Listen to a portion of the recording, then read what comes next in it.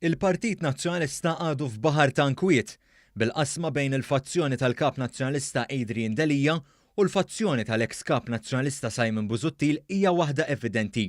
Waqt il-programm disset, is-Segretarju Ġenerali tal-Partit Nazzjonalista Clyde Pooley kellu kliem iebes lejn Simon Busuttil u d-Deputat Nazzjonalista li kontesta kontra Delija fit-tellieqa għall-kap tal-partit Chris Said. Kif żvelat mill-Gazzetta Kulħadd, Simon Busuttil u Chris Said tul is-sena li għaddiet ma ttendewx u kienu assenti għall-laqgħat tal-Eżekuttiv tal-Partit Nazzjonalista. Clyde Pooley qal li Simon Busuttil u Chris Said għandhom jużaw ħsew is-siġġu li għandhom fl-Eżekuttiv. Jiena naħseb li għandhom dak is-siġġu għandhom jużawh bl-aħjar mod possibbli.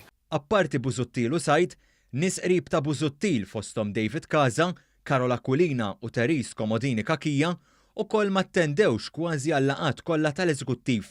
Bil-messaġġ ta' Pooley jkun li għandhom jagħtu importanza lill-Partit Nazzjonalista. Però iva għandhom jagħtu l-importanza lill-Eżekuttiv u lill-Partit anke f'dak is-sens.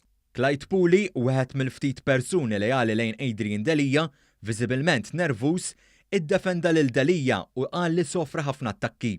Kif allegat minn Defni Caruana Galizja, Adrian Delija hija taħabbat wiċċu ma' allegazzjoni li daħħal flus f'kont bankarju f'Jersey ġejjin mill-prostituzzjoni.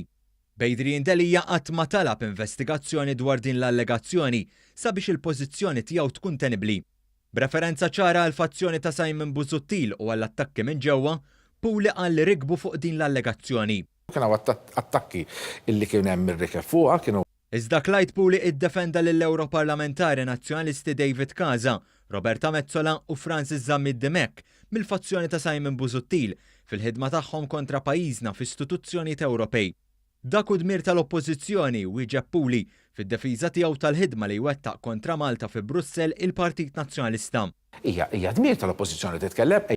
Skont l-aġir tal-Europarlamentari Nazzjonalisti kien ħidma favur Malta. Hawnhekk ġie ffaċċjat b'każ fejn il-membri parlamentari Slovakki astjenew vvozza biex ma jaħdmux kontra pajjiżhom. Imma d-deputati Slovakki li kien hemm riżoluzzjoni marbuta ma' ta' Malta astjenew u ma derux f'dik il-kumitat biex ma jinvutawx kontra pajjiżhom. Jiġifieri ħdimna ħafna il-pożizzjoni fil-Parlament Ewropew. Clyde Pooley kien inkonsistenti meta tkellem dwar is-saltna ta' dritt u ddefenda lil Prim Ministru Ungeriż Viktor Orban li qed jittradixxi d-demokrazija tant li grupp ta' partit fil-Partit Popolari Ewropej qed isejħu għat-tkeċċija mill-istess grupp. Verifikazzjonijiet huma ċari, Orban qed jitradixxi l-prinċipju kollha tad-demokrazija. Jista' jkolli mhux bil-fors.